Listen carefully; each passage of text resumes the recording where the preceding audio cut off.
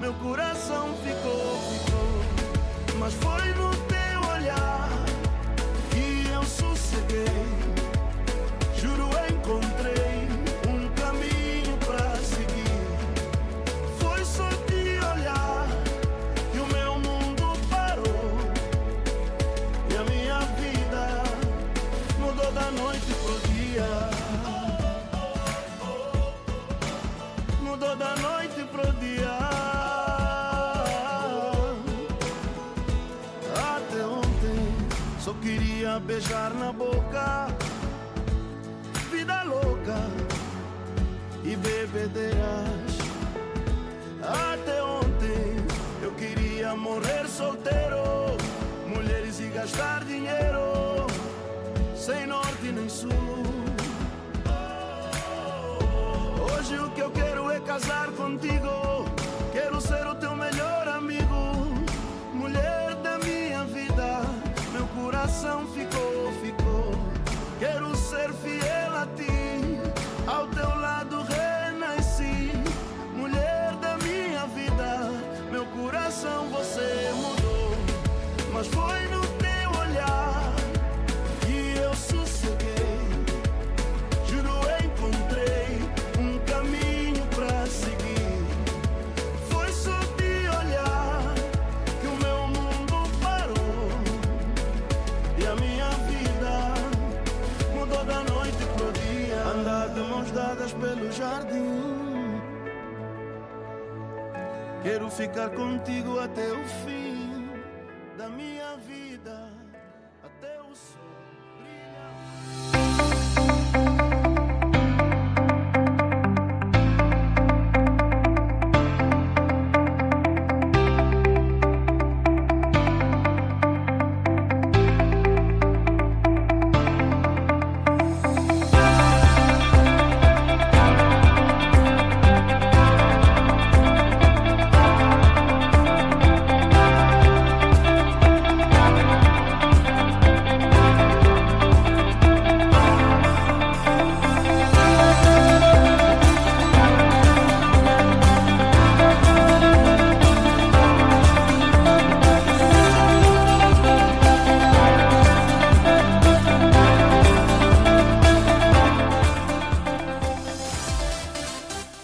Tsepiso Makwetla winds it down on African World Hour, 9 to 10 p.m.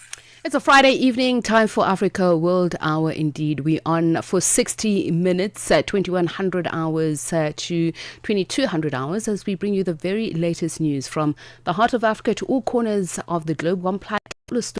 We bring you the voices, the faces and the perspectives that matter, and yours of course matters, so we'd like to hear from you.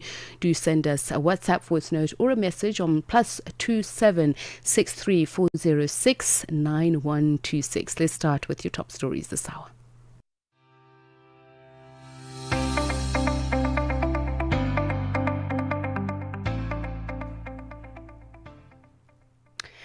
Right, we start with concerns over the credibility of Malawi's upcoming general elections. They've been raised by a senior official from Human Rights Watch, speaking during a webinar that looked into the election preparations for next Tuesday's scheduled election. Senior researcher Idris Nasa casted doubt on the impartiality of the Malawi Electoral Commission's leadership. Nasa pointed to perceived political alignments of both MEC chairperson Justice Mtali Manja and the chief elections officer, suggesting their alleged ties to the ruling Malawi Congress Party, that it could undermine public confidence in the electoral process ahead of the September 16th vote.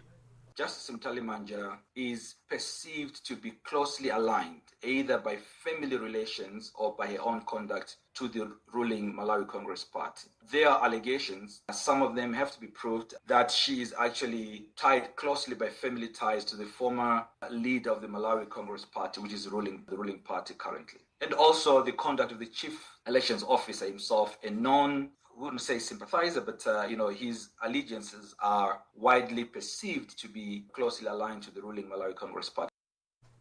Assistant Professor of Politics, Peace and Security at the University of Juba, Abraham Nuon, has called on the international community to place the needs of citizens ahead of individual leadership. This comes as first Vice President of South Sudan, Riek Machar, is being charged with murder, treason and crimes against humanity. It is feared that this could reignite the country's civil war. The charges relate to an attack in March by a militia allegedly linked to Machar. The Vice President has been under house arrest since March. At this point, it is necessary that the international community, the regional institutions, and the president and the competent judges, the civil society, need to draw a line where whatever which is going to be done, as I said before, should not only about promoting the right of individual leaders at the expense of making the citizen to suffer. At the same time, it should not be an expense of punishing these leaders at expense of other people to maybe exert more power because they have the privilege of having the power. U.S. President Donald Trump has told Fox News that he thinks that with a high degree of certainty that the suspect in the assassination of conservative activist Charlie Kirk is in custody. The information appears preliminary and could change, as law enforcement has yet to confirm any arrest in their manhunt, but will most certainly shortly brief the media with the update. Trump was interviewed on the Fox News morning show. I always say, I think, just to protect us all, and so Fox doesn't get sued, and we all don't get sued, and everything else, but I think with a high degree of certainty, we have him in custody, right? In custody. Everyone did a great job. We worked with the local police, the governor. Everybody did a great job. And moving on now to other news, the Sudanese army says that it seized control of a crucial town in the southern region of Kordofan after a battle with its rivals, Rapid Support Forces. The oil-rich region is one of two key front lines in Sudan's ongoing civil war. Reports from the BBC's Anne Soy. Videos shared online showed troops celebrating with civilians in Bara and in the regional capital, El Obeid. Seizing the town enables the army to cement its hold on El Obeid, push its rival, the Rapid Support Forces, farther away from central regions, which include Sudan's capital, Khartoum. Hundreds of civilians have been killed in the Kordofan region in recent months as fighting over control of territory intensified. The region lies between Darfur, which is mostly controlled by RSF, and Central Sudan, which the army retook earlier this year.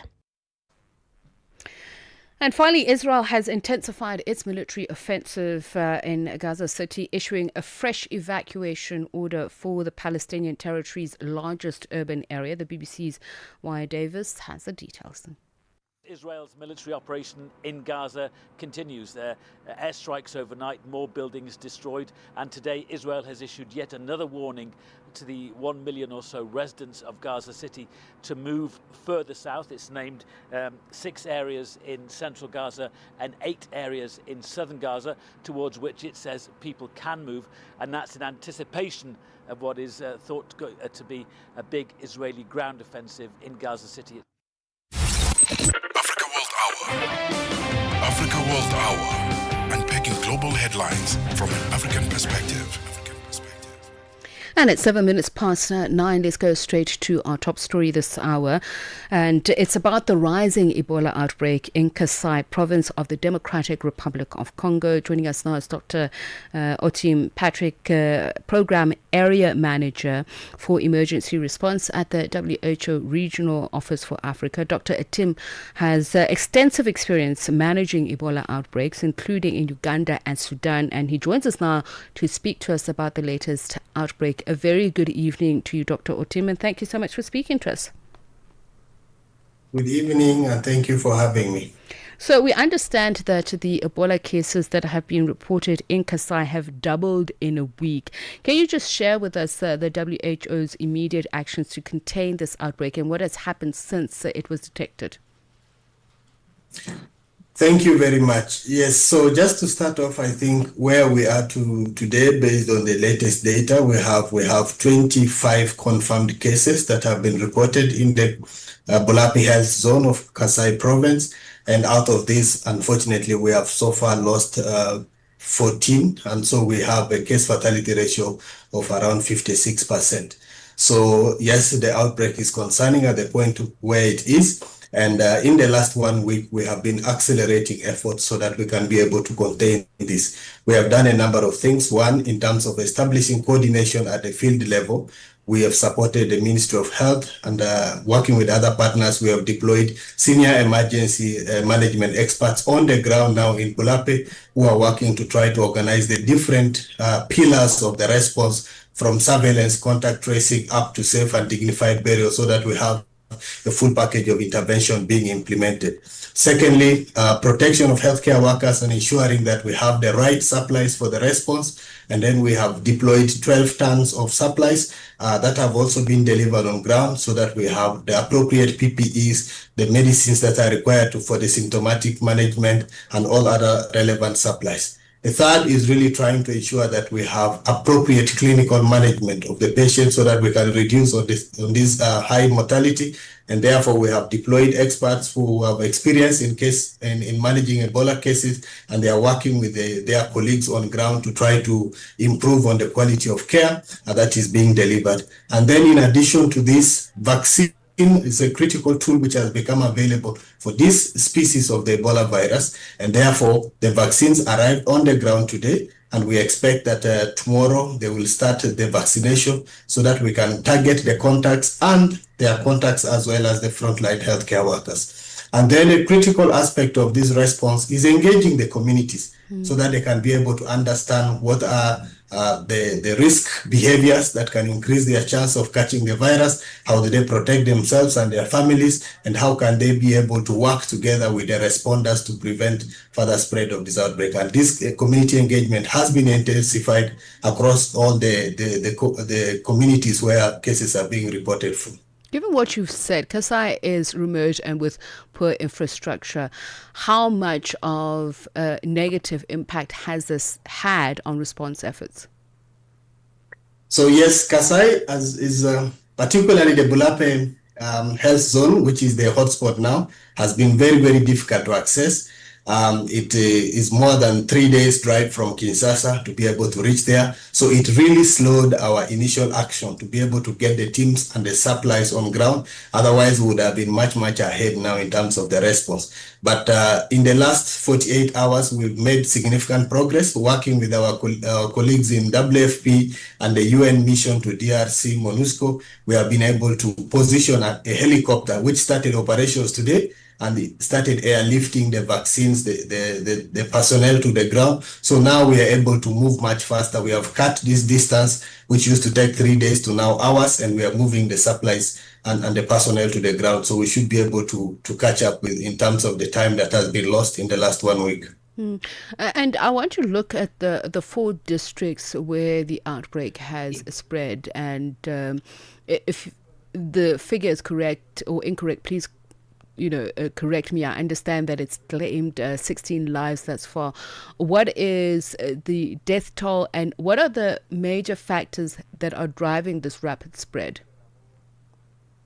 Okay, I know that we have received reports of suspected cases from other health zones, including Mweka, but the confirmed cases now are concentrated in Bolape Health Zone. So the others, there have been suspected cases which have been investigated, and the results came out yesterday negative. So all the confirmed cases are concentrated in the Bolape Health Zone. The other neighboring health zones are, of course, at high risk of spread, and we are stepping up surveillance, but there has not been any confirmed case from those health zones. Now, as I mentioned, we have had, unfortunately, 15 deaths that have been reported, and the deaths really are driven by 2 factors. One of it, of course, is that some of the cases have been identified late, and they presented to the facility late, so it was the appropriate care, which is the optimized supportive care they are supposed to get, was initiated late, so we couldn't manage to save them. Of course, in the early phase, an Ebola outbreak like this, when you are rushing to try to establish the appropriate care, unfortunately, usually there is high case fatality. But once we get everything in place, we have brought in the monoclonal antibodies, which are specific for this Ebola Zaire to be used. We are optimistic then that within the coming days, we'll be able to keep this case fatality ratio low. And in terms of what do you call local movement patterns and cultural practices, are they in any way influencing transmissions, and are there examples that you can share with us if they are indeed doing so? Yes, so one of the early things we are seeing, for instance, in Bulape, one of the big chain or cluster that we are seeing was related to, there was a burial ceremony that took place of one of the early identified cases. So this is a burial that was done in an unsafe manner, and people didn't know that time that it was Ebola, and a number of people gathered and attended this burial. So as we have seen in previous Ebola outbreaks, unsafe burial can be a super spreader event because many people come, and usually in our African cultural context, a lot of people come in contact with the body in terms of preparation for burial, and even during the vigil, many people come in contact with the body. And the body of someone who has died from Ebola is a super infectious. So it is one of the things that we have seen that has been responsible for one of the biggest clusters that now is being investigated within Bulape. The second issue is that we have also seen that women, as has been in other outbreaks, women are more affected. So 55% of the confirmed cases so far are women, and 67% of the deaths so far are women. This is because the primary caregivers in the household are women, so they provide more of the care. So when people are sick in the house, they are more close to them, and therefore they get affected. So it is the caregiving at the household level. It is other high-risk exposures like the FINRO, which are some of the drivers, and those are the things that we are trying to address in the risk communication and community engagement that is taking place. Now, as I mentioned in the introduction, that you have a vast experience in different countries dealing with Ebola. From that experience and the strategies that were employed in previous outbreaks in the DRC and other parts of the continent, are the same strategies being applied, and is the type of strain evolving, mutating in a manner that challenges how you're approaching what is happening, for instance, in the 4 counties that we mentioned, particularly Bulape, as you mentioned?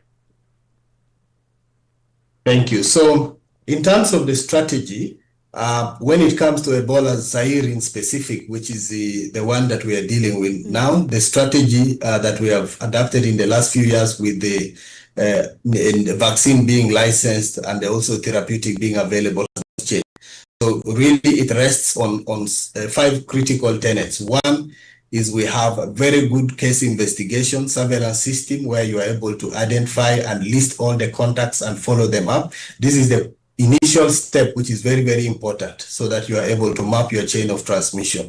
And if you don't do it well, you miss a contact missed today becomes the case tomorrow and infects other people. The second one then is the community engagement and risk communication, which we are doing now, because if people do not cooperate with the response measures, if they don't present to health facilities, if they don't call the alert number and they stay in the house until when they are very sick, and then it becomes very, very difficult to save their lives. But more importantly, when a sick person stays in the house, the contact rate, the interaction between the person and the people in the family increases the chance for further spread. The third one is the infection prevention and control measures, including the safe and dignified burial.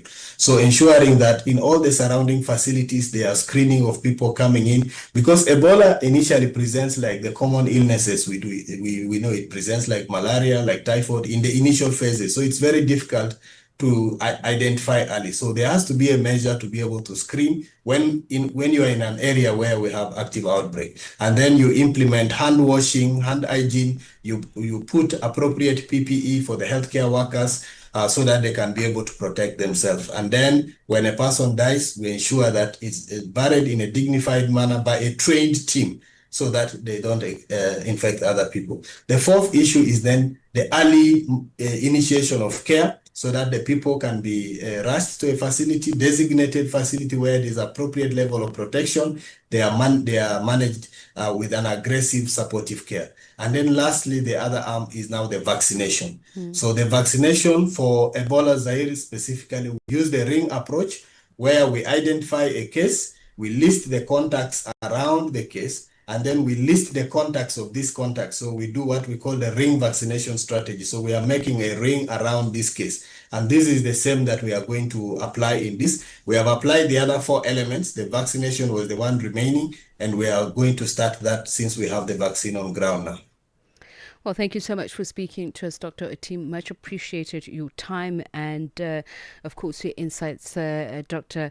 Otim is from the WHO Regional Office for Africa, and he's been speaking to us about the latest Ebola outbreak in the Democratic Republic of Congo. He is Program Area Manager for Emergency Response. That brings us to 19 minutes past 9. You are listening to Africa World Hour, and thank you so much for watching, listening as you've just joined us. We have quite a number of issues to talk about. We'll be looking at Burkina Faso's move to waive visa requirements for African countries, what this means for economic development and trade. And of course, we're going to have a 21 feature on a Friday. We usually talk music, and we look ahead to the Standard Bank Joy of Jazz.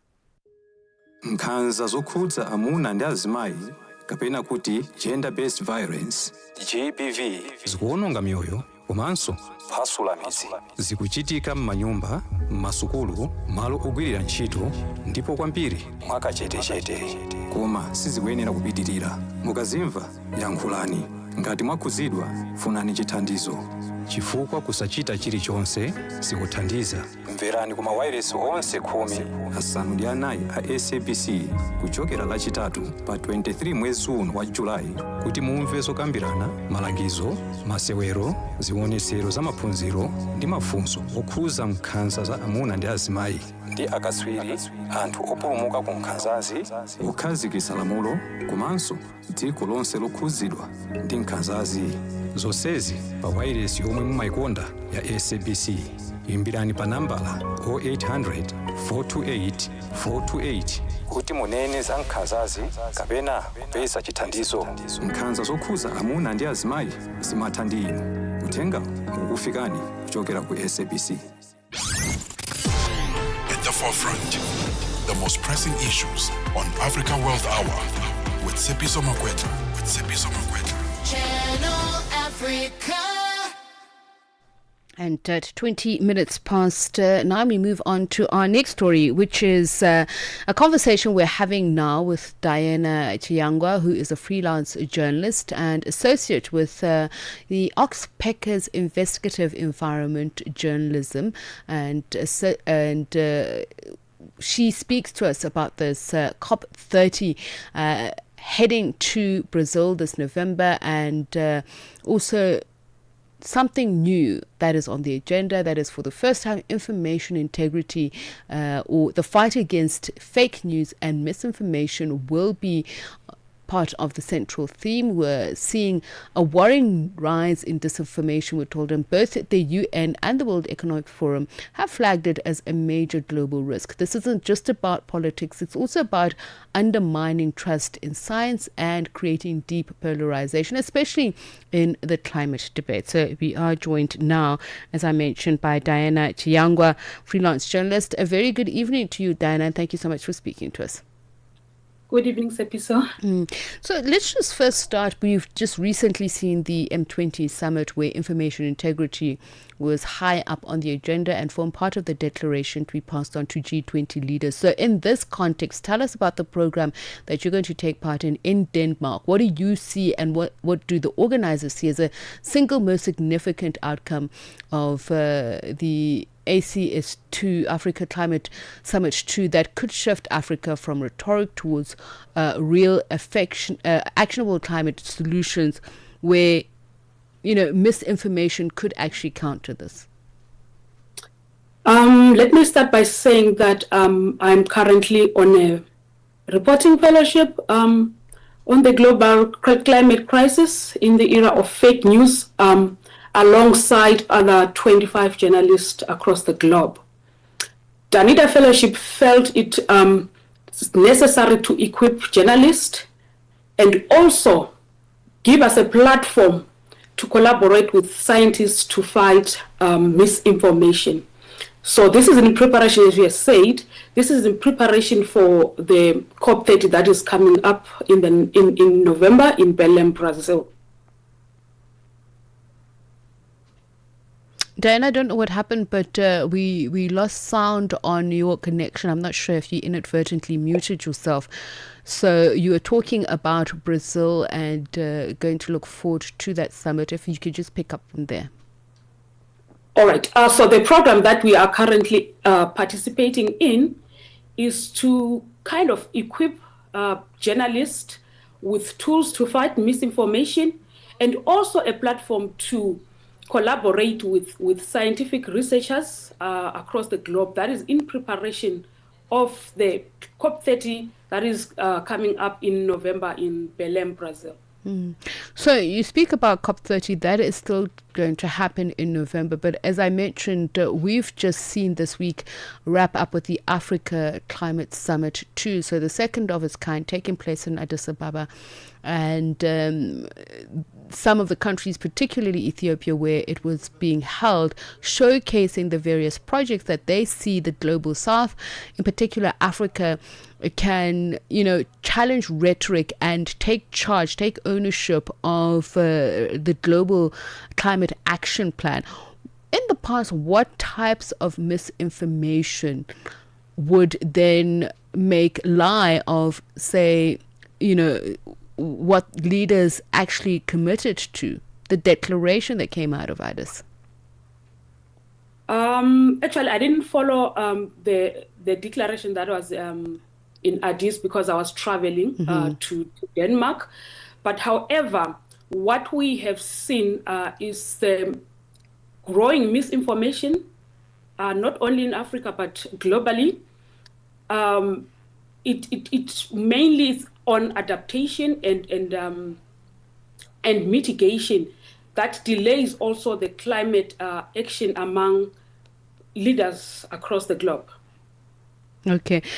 So obviously, if you're not a journalist and one is not aware of the structures, whether within newsrooms, the access to resources like fact-checking tools, or even the right news sources, can you just give a sense of the pitfalls of civilians or general public, their ignorance of some of the major issues, the strategies that are central to Africa, for instance, where those who are driving some sort of campaign of disinformation and misinformation can easily get away with, so that we can just situate why the fellowship you're on is important, particularly if we're talking about, South and North. The politics there are different. The agendas that are being driven are also different.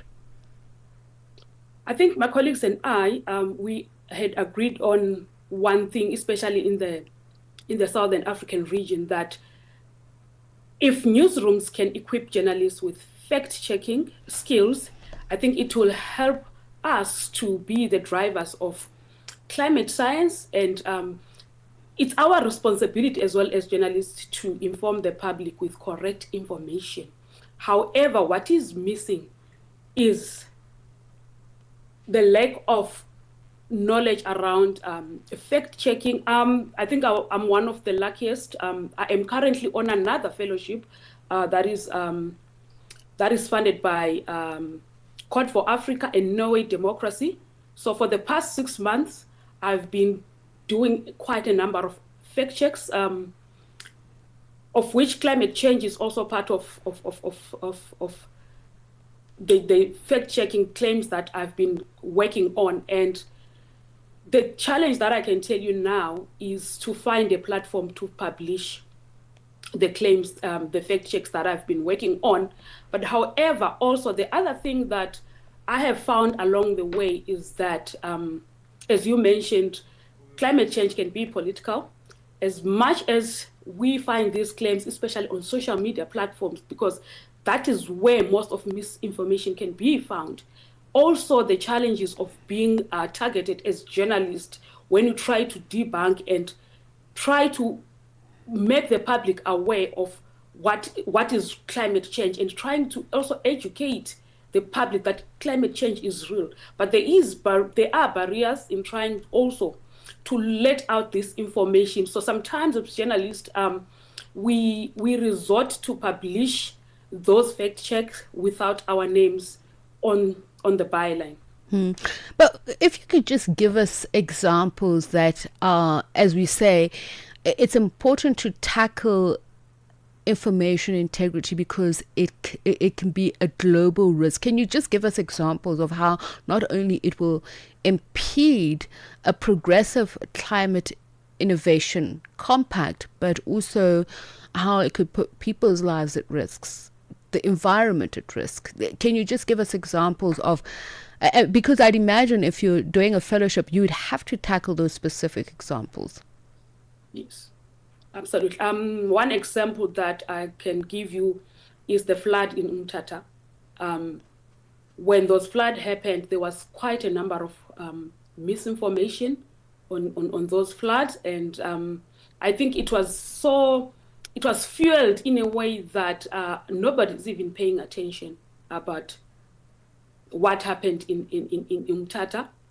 It was just news that just passed. And so as my role as a journalist is to also fact check those, give evidence that climate change is real. So we had to debunk those misinformation claims that we found on social media, specifically on X. And also one thing that I have found very difficult in this fellowship that I'm currently doing with Code for Africa on fact-checking is that the drivers of climate misinformation are also making it difficult for us to debunk these claims. For example, there is a video that I saw on Threads, and that video had many countries that were affected by flood, but on the first 5 seconds of the clip, they said it's South Africa.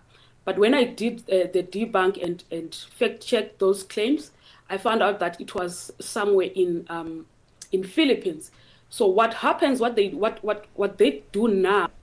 They make sure that they make longer videos that are very difficult to debunk. And we have been speaking about news fatigue. That every time you switch on the TV, there's overwhelming news. So as fact checkers, if we write like long form fact checked articles, people are not interested in reading long fact checked articles. So, but however, it's still my responsibility and other responsibility of every journalist to make sure that we give information that is useful to the end user.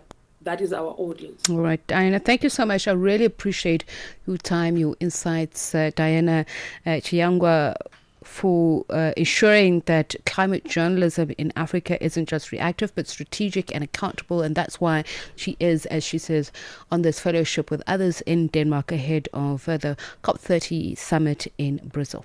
Zochitika ndi madaphiri kamlondola wa zochitika pena paliponse. Vuto lakusowa kwa simenti likupitirira ku Malawi ngakhale kuti boma linapanga mgwirizano ndi makampani ena aku Zambia kuti azibweretsa mdziko lo simenti. Nduna ya zamalonda Vitumbuko Mumba yadzudzula makampani ena kuti akubisa simenti ngakhale kuti boma likumawapatsa ndalama yakunja kuti akagule kunja ndi kubweretsa simenti ku Malawi. Ndipo George Muhango tili naye pa line apa kuti atifotokozere zambiri. George, bwanji komanso vuto la simenti linamba liti? Inetu ndili bwino, ndipo vuto la simenti ku Malawi kuno linayamba miyezi itatu yapitayi. Sakupezeka mu mashop amene amagulisiramo komanso kuti makampani amene akupanga simenti amene akupanga ochepa kwambiri, monga mudza kunena kuti ndalama yakunja kuti ayitanise katundu amene amathandizira kuti apange simenti amene ikusoweka. Zochitika ndi madaphiri lolemba mpaka lachisanu pa nthawi ya 7 koloko kufikira 8 koloko madzulo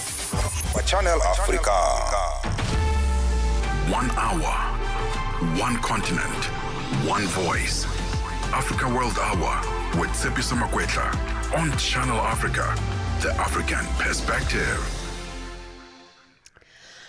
And we move on now to Burkina Faso. We mentioned that the country has just announced that it will scrap fees for all African travelers. The government says this bold step is meant to boost regional integration, tourism and cultural exchange. It comes as Captain Ibrahim Traoré, who seized power in 2022, continues to champion Pan-African unity, even as his country faces serious security challenges and redeeming its relationship with ECOWAS.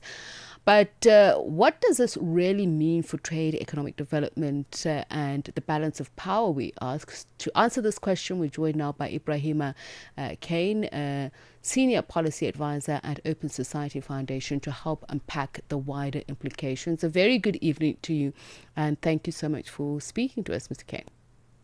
Thank you for having me today in your program. Obviously, this is a progressive step and one that has been called for all African countries, in fact, to take that bold step. So Burkina Faso has done it, and it says it's about African unity and boosting tourism. Will it amount to that? Yes, I think it's a trend. When you look at the index that is published every December by the African Development Bank called the Visa Index in Africa, you will see a trend that is developing at the moment in Africa about opening the door of the continent to African citizens. The latest before Burkina Faso was Kenya, who even stopped using e-visa for any African. I think it's a trend, and it's a trend that will support, the program that you mentioned earlier of the AU about free trade on the continent. It will really boost mobility on the continent and will help, in my view, Africans to trade among themselves better. And maybe it will also boost the way the continent is seeing itself, because when people have this possibility of working, trading together, they will know each other and they will develop that idea of an African unity. I think it's a very, very good initiative. So which sectors of trade and investment do you see as most gaining from this visa-free access? I think it's, the most important trade in Africa is the trade at the borders. Because what people move from one border to another one, it's extremely important, and it helps many people, particularly women who are doing that trade, to really develop their business and to exchange the goods that they have in the continent. Now, by stopping the visa issues, the visa hurdles and other, maybe it will help now the big businessmen who have no time to go and stop trying to get visas and other, to really also consider developing that kind of movement within the continent. Now, this initiative, I think people need to also look at it in the context of the creation of IS. Because I heard about what the government said yesterday at the end of the cabinet meeting, but I want to see the document to see to what extent really the government is opening Burkina Faso to the rest of the world. Because one of the first decisions that IOS countries have decided is to also have their own rules about free movement with the rest of the continent. They decided to continue the relationship with ECOWAS, but they stopped, for example, the kind of free relationship that they had with North Africa and other region of the world. You know, Niger, for instance, is also close to Chad. So now it will be important to see to what extent that decision of the government is in compliance with the treaty that the three countries have adopted recently to organize the free movement in the new region, which is the IOS country. So let's talk about this visa policy alternative model, just in terms of integration, but also outside of the traditional economic regional blocks. Wouldn't this also require a revisiting of red tape when it comes to ports of entry, law enforcement, etc.? Does it look at that? Is it inclusive of it? Well, you know, one of the features of the AU is having norms that really help free movement on the continent.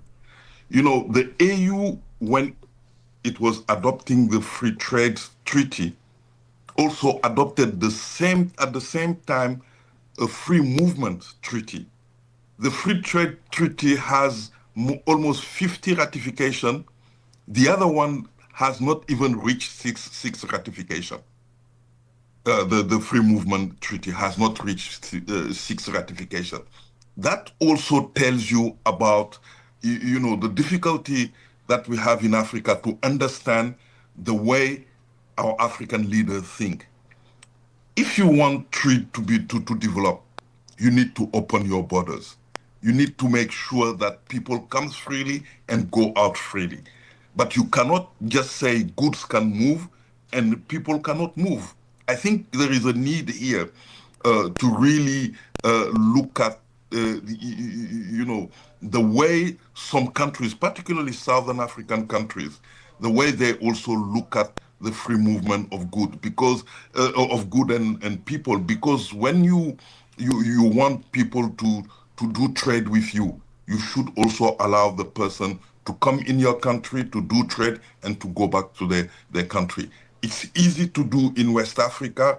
It's easy to some extent to do in East Africa, but within West Africa and East Africa, it's only now that we have started, you know, developing this mobility issue, except between Tanzania and the rest of West African countries. And we need to look at some of these issues. And Southern Africa is the most complicated one with other regions of the continent, I have to confess. Another issue that could complicate things, we spoke about it, the security situation, given the fact that, you know, the Sahel remains virtually unstable, with 40% of Burkina Faso under militant control. So how would this impact? Obviously, it's a desire to have more people travel to Burkina Faso and the other interconnected countries. But would people not fear their safety if for tourism, for instance? But in terms of opening up trade, there would also be different considerations, but pretty much the same concerns. Definitely, yes. There will be a lot of problem for the free movement of people. But you say for tourism. But for the rest, it's quite very interesting to look at what is happening in the Sahel. You know, I always attend the trade fair in Dakar in December. And I have the chance to, when I go there, to go and try to talk to people coming from Ghana, coming from Nigeria, coming from Togo, and coming from Burkina Faso. Despite the big crisis in the Sahel region, they always find their way by road from Accra, Kumasi to Dakar, from Ouagadougou, from even Niamey, which means that you have to go through Burkina Faso and Mali to come to Senegal. You know, I think they have their own system on paying bribe to, you know, all these rebels group to get there. I think the volume has not really changed because of the war. What really has changed is the way that they are using. Now it's much longer to go from Niamey to Dakar, but people continue to travel on our continent. But I do believe that this crisis, you know, will end very soon, that we have an opportunity here when our countries one by one are opening their doors and their windows, that we start really thinking, how do we trade among ourselves? How do we develop our own economy in our continent? You know, I think what is happening outside of the continent is telling us about the necessity for us to really think Africa as a whole, not different these small countries that are not really, that cannot survive economically. But if we trade among ourselves, if we develop our economy, we will get there. And I think this kind of step taken by a country, even in war, is giving us the lesson that we need to do more about trade in Africa. Thank you so much for joining us. Ibrahim O'Kane is a Senior Policy Advisor at Open Society Foundation, just speaking to us about Burkina Faso's announcement that it will be issuing visa-free travel for African citizens. Darubini ya Afrika na I am Henry Shakif. Dar es Salaam siku ya leo ni ya kijani. Ya kabisa, Tanzania nzima macho ni hapa, na mkutano wa leo umeshika karibu 90% ya vyombo vyote vya habari viko hapa kusubiri kusikia ni kitu gani hasa ambacho CCM itakisema katika siku ya kwanza ya grand opening ya uzinduzi wa kampeni zake kitaifa. Rais wa Tanzania Samia Suluhu Hassan ameidhinishwa kuwania kiti cha urais katika uchaguzi utakaofanyika Oktoba 29 mwaka huu na tume ya uchaguzi. Hili unalizungumzia vipi? Ila kwanza lilitarajiwa, ni jambo liko wazi kwa sababu Rais Samia ndiye aliyepata idhini ya kuteuliwa na Chama cha Mapinduzi kupeperusha bendera ya chama. Darubini ya Afrika 11 kamili hadi 12 kamili majira ya Afrika ya Kati. Nkhanza zokhudza amuna ndi azimayi kapena kuti gender based violence GBV zikuononga mioyo komanso kuphwasula midzi. Zikuchitika m'manyumba, m'masukulu, malo ogwirira ntchito ndipo kwambiri mwakachetechete, koma sizikuyenera kupitirira. Mukazimva yankhulani. Ngati mwakhudzidwa, funani chithandizo, chifukwa kusachita chilichonse sikuthandiza. Mverani kuma wireless onse 14 a SABC kuchokera lachitatu pa 23 mwezi uno wa Julai kuti mumve zokambirana, malangizo, masewero, zionetsero za maphunziro ndi mafunso okhuza nkhanza za amuna ndi azimayi ndi akatswiri, anthu opulumuka ku nkhanzazi, kukhazikitsa lamulo komanso dziko lonse lokhudzidwa ndi nkhanzazi. Zonsezi pa wireless yomwe mumayikonda ya SABC. Imbirani pa nambala 0800 428 428 kuti munene za nkhanzazi kapena kupeza chithandizo. Nkhanza zokhuza amuna ndi azimayi zimatha ndi inu. Uthenga ukufikani kuchokera ku SABC. 1 hour, one voice. Africa World Hour with Tshepiso Makwetla on Channel Africa, the African perspective.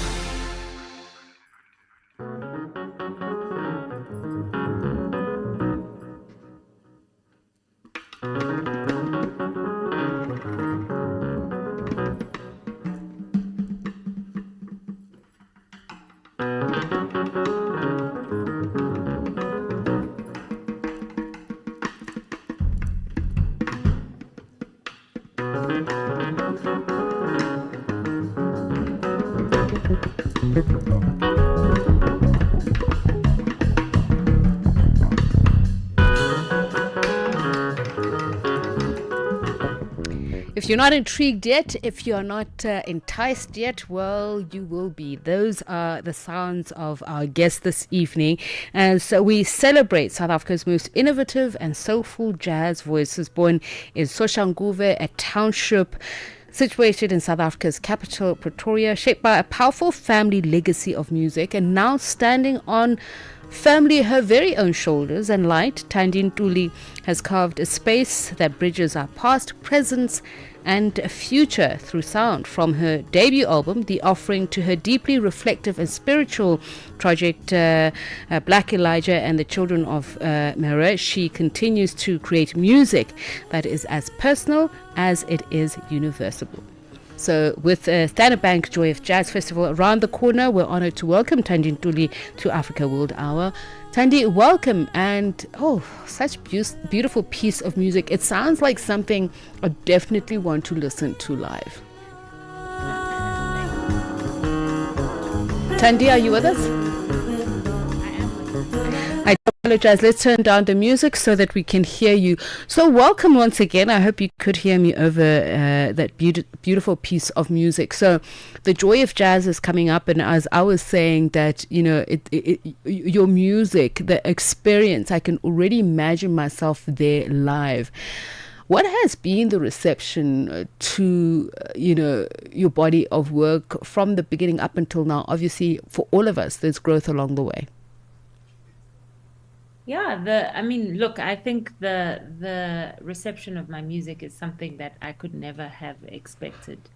It's definitely something hoped for, but I really didn't imagine that people would take such a liking to my music.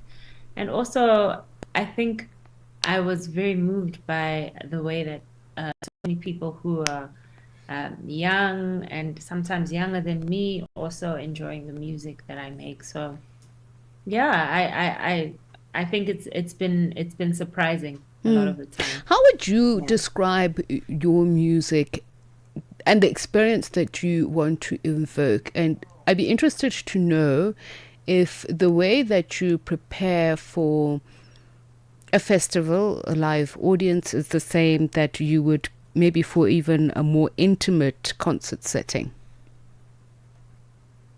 Okay, well, let me say that how I describe my music firstly is searching or seeking, because I don't think that if anyone listens to my music, they'll hear one specific genre.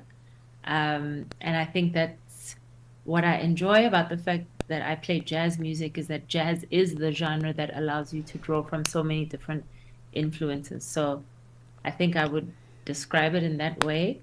And in terms of preparing for a Joy of Jazz versus an intimate show, it definitely is different. I do have in mind the space that I'm in, but I also think what is always at the forefront of the preparation is the intention that I have, just trying to get a clear sense of the intention, because that kind of helps me to shape the set, and also to get a sense of how I would like it to feel and flow. Kind of also thinking of it a little bit like I would plan or put together an album in the sense that I want it to flow in a way where it's telling a story, where people can feel like they gained something from the whole experience. As you say, the way you put it together, it's about searching, it's seeking. So that genre fluid posture, is it influenced by, as I mentioned, your musical heritage and your journey to finding your own inner voice, or what has exactly steered you to the type of music that you do? As you say, it's jazz, but you can hear classical, and you can hear all types of sounds in it. Yes, I think it's influenced by my urban experience. I grew up, I'm a child who grew up in the 90s. So as much as I play jazz, which people usually associate with my father's generation or before that, we grew up in a time where there was R&B, there was hip hop, there was kwaito. And so by virtue of the fact that that music is music that I listened to growing up and still listen to now, it makes its way into my music, into the way I write, even if it's not, for example, even if I'm not following a specific formula that is more influenced by those genres of music. It somehow makes its way through. There are artists who are like Robert Glasper, who's also a jazz musician, but he's very well known for that and doing that very, very distinctly, of bringing in influences of hip hop and soul, and also featuring musicians that we are more inclined to seeing as neo soul artists, featuring them in his music as a jazz artist. So it's something that is actually more common than it's not, because even the greats like Herbie Hancock have been very much genre bending in their whole expression. They're parts of Herbie Hancock which do have a sense of classical. There's some of it where it's pop, there's some of it where it's hip hop even. And so I'm influenced by musicians who do that a lot, but also it comes from the fact that I listened to a whole host of different things growing up. And you'll tell us what you were listening to growing up, because I see, and I'm trying to get you there to talk about your musical heritage from Harare to Sophiatown, and how that's also perhaps influenced you to seek the collaboratives that you've done. And if you could also just expand a little bit more about, as I mentioned, your work, the Black Elijah and the Children of, is it Meru? Or how do you pronounce it? I say Meru. Okay. But some people say Meru. I saw that because I thought it seems French, but when you speak several languages, you just never know which way to sway to. So which one is it? Yeah. So okay, let me start with the album. Actually, the album Black Elijah and the Children of Meru is actually, in my mind, it's an animation of sorts, or it's a fictitious story. And the reason I went with that, or not a fictitious story, but it is supposed to take the form of like a comic book or a story. And I went with that form because at the time I was really intrigued with the idea of storytelling and how storytelling can often convey such strong life lessons in a way that disarms people more than if you give people a story, you connect with a specific part of them in a way that just telling them certain facts doesn't. And so I was really intrigued with this idea of storytelling and trying to put together an album in that format. So Meru is, in actual fact, it's an ancient Sudanese or Kemetic city in what would now be Sudan, but the city itself doesn't exist anymore. But it was a spiritual and an economic center at the time, and I chose that name because I just thought to invoke the idea of the ancient, but also bringing it into a sort of futuristic and fantastic framework, if that makes sense. Is there implied healing in the making thereof? Yes, absolutely. Healing is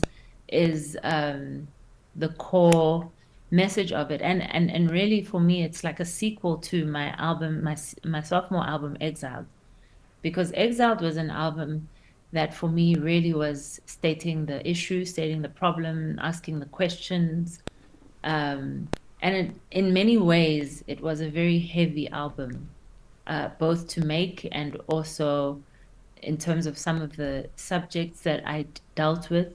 One of probably the more specific things was a collaboration I did with Lebo Mashile on The Void, where she was reciting a poem that she had written, and it was a very, very heavy but very moving poem, and I think it touched a lot of people. But I also got to a point where I felt like I didn't want to live in that story anymore. A great singer, Abby Lincoln, always says that when you sing a song, it becomes a prayer. So if you continue to repeat certain lyrics, you're almost kind of making them a mantra and a reality in your life. So for me, it became a necessity to move beyond the heaviness of that. And even if I didn't necessarily feel like I had reached that point of where Black Elijah was, I felt like I was using my imagination to project what freedom might look and feel like, so that one has a goalpost to kind of move towards. So interesting. You spoke to Tupwani literally, I think, about less than a month ago, and she has also included in her work Lebo Mashile's poem, and it's so interesting to hear how the texture of the conversation kind of goes towards the same direction, that of healing and you know, self-excavation, reform, etc., for the community as well at large. Finally, what can we expect from you from the Joy of Jazz and your music in general? Any surprises that are in store? Surprises musically for the festival, you mean? Festival, yourself as an artist, the projects you'll be pursuing. I've actually been in a very non-music focused period in my life. So, well, not directly, let me say. I have been still doing music related things, but a lot of the things I've been focusing on have actually been on healing. I've been learning about Reiki, and also I did in 2021, I did a yoga teacher training course. Not that I'm going to teach, but I think I've just sort of expanded my view of what I do as a musician to really, really encompass things that I've learned about healing and energy work. So I'm not exactly sure what, but I would love to figure out a way to integrate that and to bring that to people in some way, because I do think it's so needed.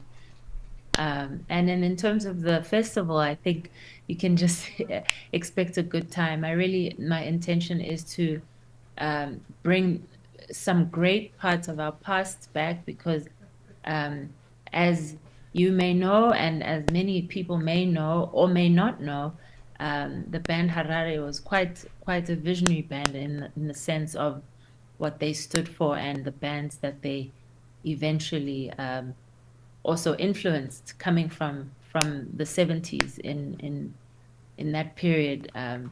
They started bringing in the whole idea of Black consciousness into their music, into their style, into their lyrics. So I think it's very easy in our country to forget some of the best parts of ourselves, and I think featuring Harare for me was a way to honor the legacy of this band, as well as also the legacy of a band that I guess directly because of my uncle I'm connected to. All right, Thandi, thank you so much for speaking to us. Just a quick aside to end our interview. There's just been a fascinating sound that keeps popping up during our conversation. You know that click sound that happens when you're listening to vinyl? Yes. Honestly, throughout our interview, that sound has been popping up. It's so interesting. Really? Absolutely. But it's just my mind. Because I never come across that sound on digital anything. I'm listening to it in my ears, and maybe it's also because of my obsession with vinyl as well. But literally, I've been hearing it throughout our conversation, and I hope it actually does come out in the recording, because it would be a very interesting touch for the studio. Yeah. This studio must carry a whole lot of stories that are actually seeping in through our conversation on air. But Thandi Thuli, thank you so much for speaking to us. It's been such a pleasure. She's going to be performing at the Standard Bank Joy of Jazz Festival on the Friday, I think the 26th of September. And that's how we come to the end of Africa World Hour this Friday. Thank you very much to our technical producer, Dumelo Sulu, and our producer, our technical producer and our producer, and also thank you to Stegazalo Slamini. I want to say thank you for your contribution to the show today. And up next, Sheila Ndukumana with Africa, or rather African Diaries.